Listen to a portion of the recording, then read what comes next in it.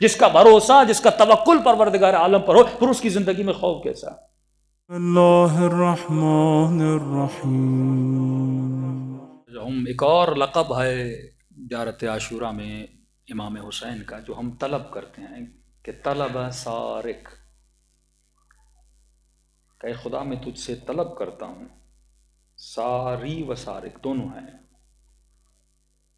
عربی میں سار کہتے ہیں خون کو، سار اللہ، دم بھی کہتے ہیں خون کو، محجبی خون کو کہتے ہیں، لیکن یہ خون الگ الگ ہے۔ سار وہ خون ہے جو بدن سے باہر گرے، دم وہ خون ہے جو رگوں کے اندر ہو، اور محجب وہ خون ہے جو دل کے اندر جمع ہوا ہوتا ہے۔ امام حسین کا لقب کیا ہے؟ یا سار اللہ۔ کس کا خون؟ اللہ کا خون۔ کیوں کہا ہے اللہ کا خون؟ کیونکہ خون سے بدن کو حیات ملتی ہے، خون سے بدن کو زندگی ملتی ہے۔ حسین نے اپنے خون سے دین خدا کو زندگی دی۔ اب سوچ سکتے ہو کتنی بڑی دعا ہے کہ میں خدا سے کیا طلب کر رہا ہوں کہ اے خدا، جس طرح حسین کا خون خون خدا بنا، اس طرح میرے خون کو خون خدا بنا دے، یعنی میری زندگی کا خون بھی اللہ کی راہ میں گزرے۔ اور یہاں پر ایک جملہ میرے چھٹے امام جعفر صادق علیہ الصلوۃ والسلام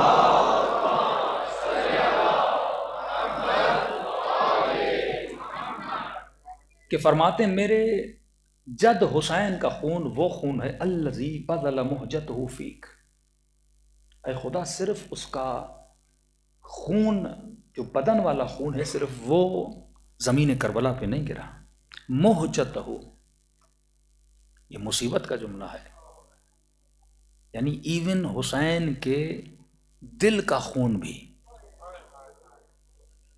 کیونکہ دل کے اندر جو جمع ہوا خون ہوتا ہے نا، فرمایا مہجتہ، وہ خون بھی تیری راہ میں بہا تھا۔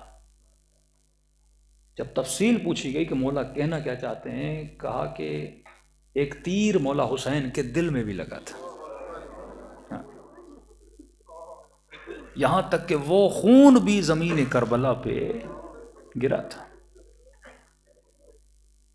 اب اتنی بڑی دعا تم خدا سے مانگتے ہو اور پھر کہتے ہو بے ابی انت و امی، یہ بھی بہت بڑا مقام ہے، کیونکہ علماء فرماتے ہیں والدین کی ولایت میں بچے ہوتے ہیں۔ غور سے سنیے گا، ہم ہیں ولایت والدین میں، ولا تقولوا لهما اف، باپ تھپڑ مارے اخ ضرور کہو لیکن اف نہ کہو، کیوں؟ کیونکہ تم اس کی ولایت میں ہو۔ یہ والدین کی ولایت تجھے امام زمانہ کی ولایت سکھاتی ہے، جملے پہ غور کیجیے گا۔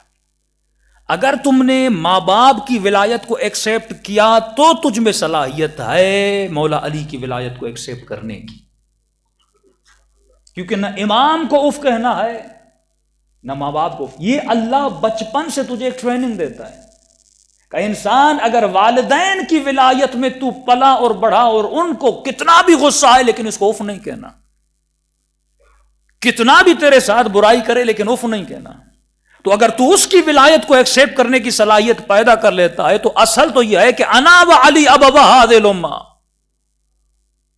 اگر تو ان کی ولایت میں اور ان کی والدیت میں بیچ میں آ کر تو ولایت کو ایکسیپٹ کرتا ہے تو میں اور علی اس امت کے حقیقی دو باپ ہیں، تو پھر تیرے وجود میں یہ صلاحیت پیدا ہوگی۔ اور جو والدین سب سے عزیز ہیں تو یہ دعا کرتا ہے کہ اے خدا پہ ابی و امی، میں امام حسین پہ اپنے ماں باپ کو قربان کرنا چاہتا ہوں۔ یعنی یہ مقام بہت بڑا ہے کہ سب سے عزیز ترین چیز انسان اہل بیت پہ قربان کرے۔ کہ جب علی اکبر اپنی ماں کے پاس آئے اور کہا ماں میں میدان میں جانا چاہتا ہوں، بی بی نے ڈائریکٹ منع نہیں کیا، بی بی نے کہا میرے لال اگر تو چلا جائے گا تیرے بعد تیری ماں کیا کرے گی؟ اس وقت جناب علی اکبر نے ایک جملہ کہا تھا کہ ماں اگر قیامت کے دن میری دادی زہرا آپ سے یہ پوچھے کہ تیرا اکبر میرے حسین سے زیادہ تھا کہ تم نے قربان نہیں کیا، بس یہ سننا تھا، تو اس وقت بی بی نے کہا لاکھوں اکبر حسین پہ قربان۔ ہاں؟ عزیز ترین چیز کو قربان کرنے کا حوصلہ تجھے زیارت عاشورہ دے رہی ہے، سب سے بہترین چیز۔ ایک اور مقام کیونکہ آج وقت نہیں ہے، بِمُوَالَاتِكُمْ وَمُوَالَاتِ أَوْلِيَائِكُمْ، اس کو سمجھو کہ مجھے آپ کی بھی ولایت اور محبت چاہیے، اور آپ کے اولیاء کی، آپ کے چاہنے والوں کی۔ اب وہ لوگ، کچھ لوگ ایسے ہیں جو امام زمانہ کو تو مانتے ہیں لیکن اولیاء امام زمانہ کو نہیں مانتے، جو امام زمانہ کے دوست ہیں، جو امام زمانہ کے راستے پہ چلنے والے ہیں۔ کچھ لوگ ایسے تھے جو حسین کو مانتے تھے، اس کی پریکٹیکل مثال یہ ہے، لیکن مسلم ابن عقیل کو نہیں مانا تھا۔ اور جب مسلم کی زیارت پڑھتے ہو، جناب عباس کی زیارت پڑھتے ہو، تو کہتا ہے کہ اللہ ان پر بھی لعنت کرے جنہوں نے آپ کے حق کو نہیں مانا تھا، جنہوں نے آپ کے حق سے جہالت کی تھی اور آپ کو ایکسیپٹ نہیں کیا تھا، اللہ ان پر بھی لعنت کرے۔ یعنی حسین تو مجھے قبول ہے لیکن حسین کا سفیر قبول نہیں ہے، حسین تو قبول ہے لیکن حسین کا نائب قبول نہیں ہے، امام مہدی تو قبول ہے لیکن مجتہد قبول نہیں ہے۔ ایسے لوگوں پر زیارتوں میں اہل بیت نے لعنت بھیجی ہے۔ اگر تو اہل بیت سے محبت کرتا ہے تو ان کے جو مذہب کو پھیلانے والے ہیں، مکتب کو سمجھانے والے ہیں، تجھے ان پر بھی ایمان لانا بے حد ضروری ہے۔ اور فرمایا اگر یہ محبت اور یہ جذبہ تیرے دل میں ہوگا، معکم فی الدنیا والآخرہ، یہ معیت کیا ہے؟ یعنی ایک مرتبہ مومن حسین کی زری کی زیارت کر کے آتا ہے، ایک مرتبہ وہ اپنے دل کا قبلہ حسین کو بنا لیتا ہے۔ تمہاری زندگی کا محور اگر اہل بیت بن جائیں، کعبے کا طواف کیوں کرتے ہو؟ کیونکہ زندگی محور خدا میں گھومنی چاہیے، زندگی محبت حسین میں گھومنی چاہیے۔ اگر ایسا ہو اور حسن ظن ہو خدا پر، تو خدا تیرے وجود سے ڈر اور خوف کو نکال دیتا ہے۔ امام خمینی کے لیے ہے، جب امام خمینی کو لینے آئے تو امام خمینی نماز تہجد میں مشغول تھے، انہوں نے دروازوں کو کھٹکھٹانا شروع کیا، جلدی جلدی نیچے اترے، کہا لوگوں کو کیوں اٹھا رہے ہو، میں خود آتا ہوں۔ گاڑی میں بیٹھے، انہوں نے گاڑی کو سٹارٹ بھی نہیں کیا، 5-6 کلومیٹر تک گاڑی کو دھکا دیتے رہے، کیونکہ سٹارٹ کریں گے ہمسایوں کو پتہ چلے گا، لوگ ٹوٹ پڑیں گے، پھر ہم گرفتار نہیں کر سکیں گے، مسئلہ ہو جائے گا۔ سپاہی کہتے ہیں ہم آگے چلے، سپاہیوں کے چہرے پہ خوف تھا پر خمینی کے چہرے پہ خوف نہیں تھا، کیونکہ جس کو بھروسہ پروردگار عالم پر ہو۔ کربلا میں تجھے کسی شہید کے چہرے پہ خوف، کیونکہ ان کی بقا پر جو خدا سب کچھ کر سکتا ہے، ردن بردا و تسلیما لامرے، بھروسہ جس کا توکل پروردگار عالم پر ہو، پھر اس کی زندگی میں خوف کیسا؟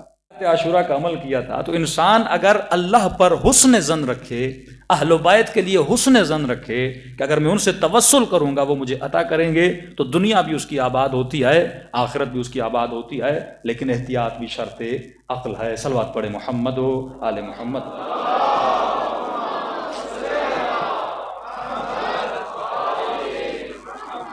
وعجل فرجهم بار دیگر صلوات پڑھے محمد و آل محمد۔